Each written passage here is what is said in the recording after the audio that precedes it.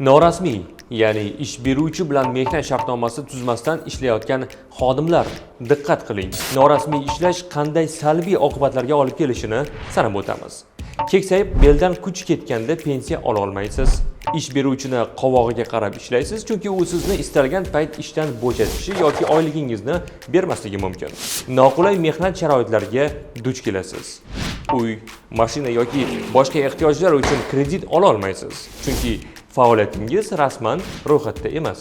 Oyligingiz ham rahbar kayfiyatidek goh ko'tariladi, goh tushadi. Mabodo ishxonangizda noxush hodisa sodir bo'lib sizga shikast yetgudek bo'lsa, qaysidir ma'noda siz endi ish joyingiz uchun keraksizsiz.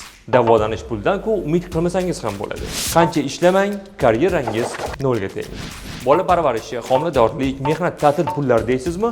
Rasmiy ishlayotganlar oladi uni. Xullas, norasmiy ish keltirar tashvish. Shunday ekan, mehnat shartnomasi tuzmasdan ishlashga rozi bo'lmang.